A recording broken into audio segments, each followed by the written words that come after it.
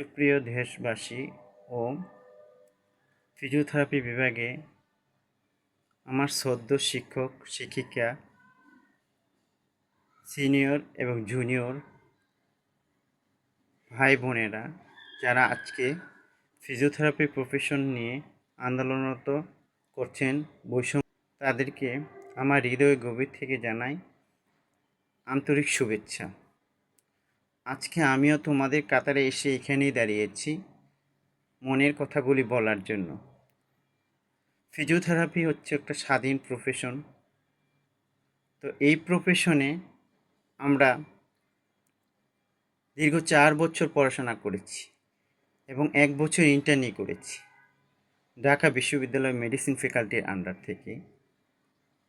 ওই বিশ্ববিদ্যালয়ে মেডিসিন ফ্যাকাল্টির আন্ডারে এমবিবিএস এবং বিডিএস ডিগ্রি। এমবিবিএস ওদের 5 বছর, 1 বছর ইন্টার্নশিপ,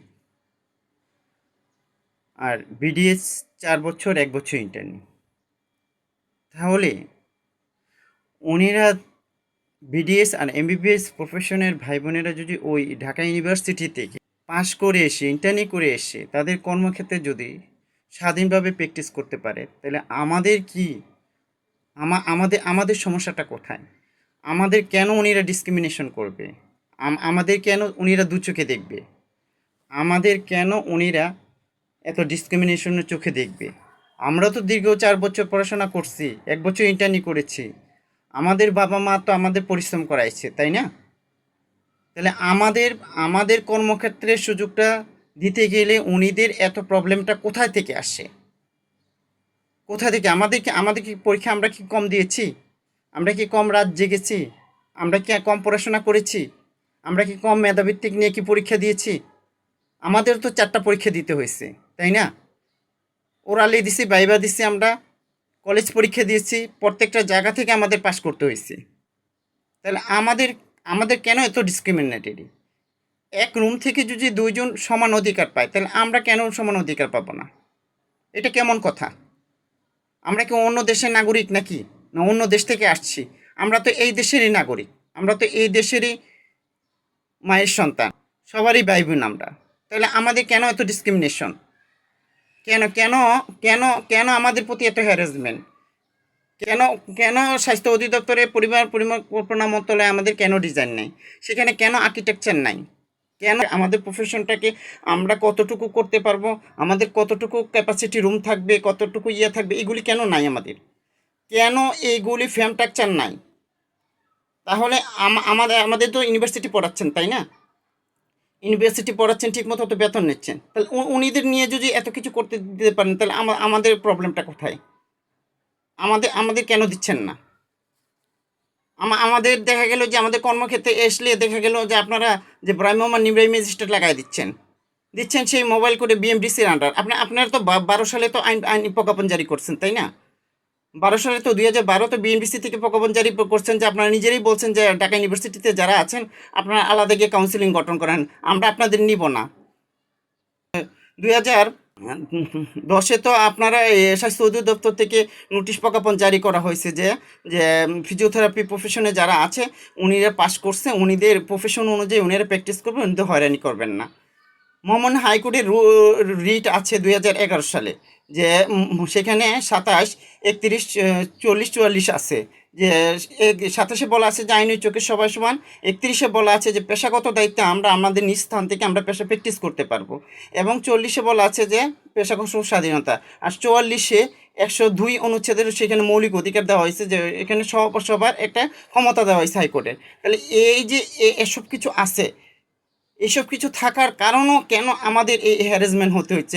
আমাদের প্রত্যেকটা দেখা গেল যে অনেক সময় দেখি যে আমাদের ভাই বোন যারা সিনিয়র লেভেলে যারা আছেন বা জুনিয়র লেভেলে যারা আছেন প্র্যাকটিস করছেন, উনিদেরকে আপনার কোটলায় দিচ্ছেন। এটা এরকম কেমন কেমন কথা?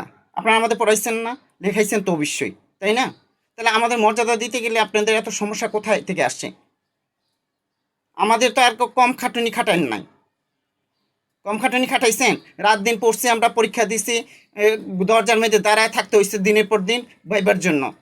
পরীক্ষা তো আর কম দেই নেই, আর 40টা সাবজেক্ট পড়াইছেন। তাইলে সমস্যাটা কোথায়? আমাদের আপনারা কেন মেনে নিচ্ছেন না? ওদের যে সিলেবাসগুলি দিয়েছেন সেই সিলেবাসগুলি টপিক্স তো আমাদেরও পড়াইছেন, পড়াইছেন না? আমাদেরও তো ওদের টিচারগুলি দিয়েই তো আমাদের আপনার ওরালি মৌখিক ভাইবা সব কিছুই নিয়েছেন। তাইলে আজকে আমাদের আপনারা মোবাইল কোর্ট উঠাই দিতেছেন, আপনারা আমাদের স্বীকৃতি দিচ্ছেন না। আমাদেরকে আমাদের ন্যায্য অধিকার আমাদের মেধা ভিত্তিক অনুসারে আমাদের আমাদের পোস্ট দেওয়া হোক প্রত্যেকটা হসপিটালে, সরকারি প্রত্যেকটা জায়গায় আমাদেরকে ইয়ে দেওয়া হোক। আমাদের ন্যায্য অধিকার থেকে আপনারা কেন বঞ্চিত করছেন? আর এইটাও ভাববেন না যে মোবাইল কোর্ট উলাই দিচ্ছেন তাতে কি আপনারা প্রজ্ঞাপন জারি করে, আপনারা যে হাইকোর্টের রুলস জারি করে আপনারা সরকার পক্ষ যদি দেন এবং যে স্বাস্থ্য অধিদপ্তরকে নোটিশ দিয়ে আপনারা যদি করেন, তাহলে তো সাক্ষ্য আইনে তো 115 দ্বারা অবশ্যই বলা আছে যে ভবিষ্যতের উদ্দেশ্যে যদি কেউ কোনো কিছু ঘোষণা বা ধার্য করা হয় তাহলে সেটা অস্বীকার করতে পারবে না। সেই আইনে সে কিন্তু সেইখানে সে দায়বদ্ধ থাকতে হবে অবশ্যই। হ্যাঁ, সেই আইনে কিন্তু সেখানে দায়বদ্ধ। আর 24-এর সাক্ষ্য আইনে 24 দ্বারাও বলা আছে যে আপনি যদি ভয়ভীতি দেখায় কাউকে কোনো কিছু দিয়া যদি আপনি জবানবন্দি করে নেন তাহলে সেই ক্ষেত্রে ফৌজদারি কার্যবিধিতে আপনি যখন বিচারক আদালতে দায়রা জজ বলেন আর এডিএম জজ বলেন ফার্স্ট ম্যাজিস্ট্রেটে বলেন যেখানেই আপনি বিচার করেন না কেন, এটা তো মাননীয় বিজ্ঞ বিচারক স্যার তো অবশ্যই দেখবেন।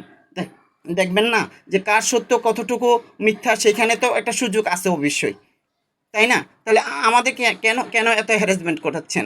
আমাদের তো পড়াচ্ছেন এর ভাই, আমরা তো কষ্ট করে পড়ছি, তাই না? আমরা তো বাপ মার এই টাকা পয়সা খরচ করে পড়ছি, কেন মিথ্যা কলঙ্কের দাগিমা কেন কেন আটকাই দিচ্ছেন জীবনটাকে? কেন নষ্ট করতেছেন বলেন? বলেন। আমাদেরকে প্রত্যেকটা জায়গায় প্রত্যেকটা সেক্টরে প্রত্যেকটা মেডিকেল কলেজে আমাদেরকে আমাদের ন্যায্য অধিকারে মেধাবৃত্তিকে আমাদের পদগুলি দিয়ে দেন, আমাদের পদগুলি আমাদের ছেড়ে দেন। এটা আমাদের ন্যায্য অধিকার, এইটা আমরা তো কারোর উপর পেশা করছি না। আপনারা আপনাদের ডিপার্টমেন্টকে ছেড়ে দেন, আমাদের আমাদের যে পোস্টগুলি আছে পদগুলি আছে সেগুলি ছেড়ে দেন। তাইলে আমরা যে পড়াশোনা করছি তাইলে আমরা সেখানে মেধাভিত্তিক অনুসারে আমরা আমরা লড়াই করবো আমাদের ডিপার্টমেন্টের প্রত্যেকটা পোস্টের জন্য।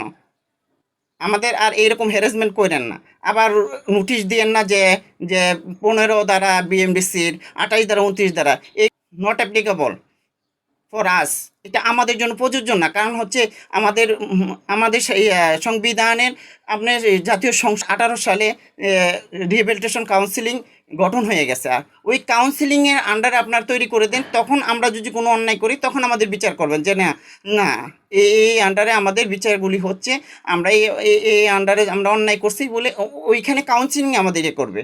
তো অযথা আমরা তো আপনাদের আন্ডারে না, বিএমডিসির আন্ডারও না আমরা। যেমন নার্সিং যেমন একটা আন্ডার আছে কাউন্সিলিং, বিএমডিসিও একটা কাউন্সিলিং আছে এমবিবিএস বিডিএসের জন্য, কিন্তু আমাদের তো রিহ্যাবিলিটেশন কাউন্সিলিংটা আমাদের আলাদা একটা কাউন্সিলিং, তাই না?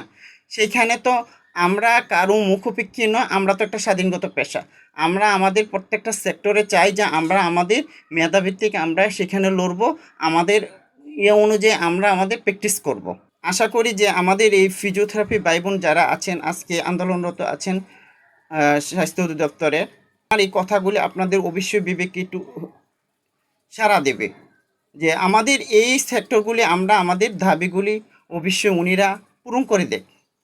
উনিরা যেন শীঘ্রই আমাদের উপরে যারা আছেন শ্রদ্ধেয় স্যার বা পরিকল্পনা মন্ত্রণালয়ের স্বাস্থ্য অধিদপ্তরে যারা আছেন এবং মহামান্য হাইকোর্ট ডিভিশনে যারা আছেন বা সুপ্রিম কোর্টে যারা আছেন, জাতীয় সংসদে যারা স্যাররা আসছেন, সবাই যেন আমাদের এই দিকটাকে অবশ্যই খেয়াল করে যেন অতি রিসেন্টলি আমাদের যে দাবি দাবা আছে সেইটা যেন মেনে নেয়। সবাই ভালো থাকবেন, আশা করি সুস্থ থাকবেন। আমাদের ফিজিওথেরাপি ভাই বোন যতক্ষণ পর্যন্ত আমাদের আন্দোলনরত আছেন, দাবি যতক্ষণ পর্যন্ত আদায় না হবে ততক্ষণ পর্যন্ত সবাই আমরা আমাদের এখানে আমরা অবস্থান করছি সেখান থেকে আমরা লড়াই করে যাব। আমরা পড়েছি, আমরা লিখেছি, আমরা অনেক কষ্ট করে পড়াশোনা করছি, অনেক কষ্ট করে লিখেছি, বাবা মার অনেক অর্থ খরচ করেছি। তাইলে আমাদের ন্যায্য অধিকারটুকু অবশ্যই আমরা চাই। উই ওয়েন্ট টু জাস্টিস, আমরা এটা ন্যায্য অধিকারের বিচার চাই। আমরা আমরা নট ডিসক্রিমিনেশন, আমরা ডিসক্রিমিনেশন চাই না। আমরা কেন ডিসক্রিমিনেশন চাবো? আমরা আমাদের অধিকারের জন্য আমরা লড়ছি। আমরা পড়াশোনা করছি, আমাদের মেধা অনুসারে আমরা বিভিন্ন জায়গায় আমরা বসবো, বিভিন্ন হসপিটালে বসবো, বিভিন্ন গভর্নমেন্ট সেক্টরে আমাদের চাকরি হবে।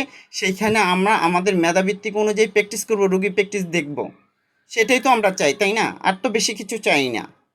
এর জন্য আমি মহামান্য